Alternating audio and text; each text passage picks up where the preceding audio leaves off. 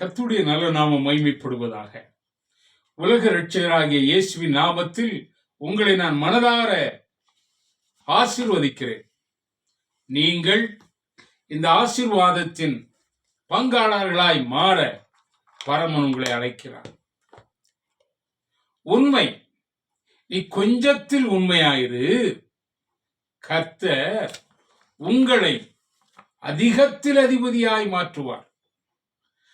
அதிகத்தில் அதிபதியாய் மாறணும்னா கொடுக்கப்பட்ட காரியத்தில், கொடுக்கப்பட்ட வேலைகளில், கொடுக்கப்பட்ட பொறுப்புகளில், கொடுக்கப்பட்ட திட்டங்களில் நீங்கள் உண்மையாயிருங்கள். கொஞ்சத்தில் உண்மையாயிரு, அதிகத்தில் அதிபதியாய் மாற்ற ஆண்டவரால் முடியும். சற்று திங்க் பண்ணுங்க, எண்ணி பாருங்க.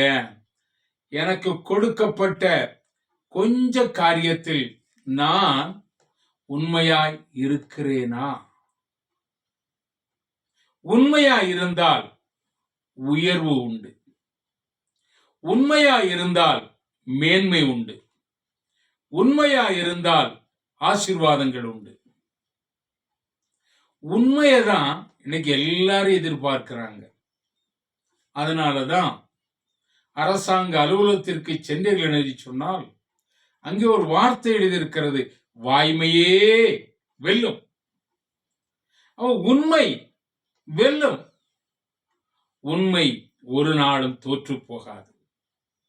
அப்போ உண்மையை கொஞ்சத்தில் நீங்க உண்மையா இருங்க. வானத்தையும் பூமியும் படைத்த கர்த்தர் கண்டிப்பாக நிச்சயமாக உங்களை உங்கள் வேலையில், உங்கள் தொழிலில் அதிகத்தில் அதிபதியாய் மாற்ற என் ஆண்டவரால் முடியும்.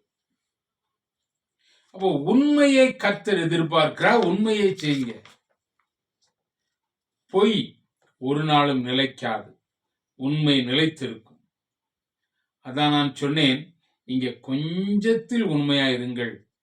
ஆண்டவர் கண்டிப்பாக இந்த ஆண்டிலே, இந்த மாதத்தில் உங்களுடைய எல்லா இழந்த பொருட்களையும், இழந்த ஆசீர்வாதங்களையும் நீங்கள் பெற்றுக்கொண்டு கர்த்தர் உங்களையும் உங்களுடைய குடும்பங்களையும் அதிகத்தில் அதிபதியாய் மாற்றி வைக்க போகிறார்.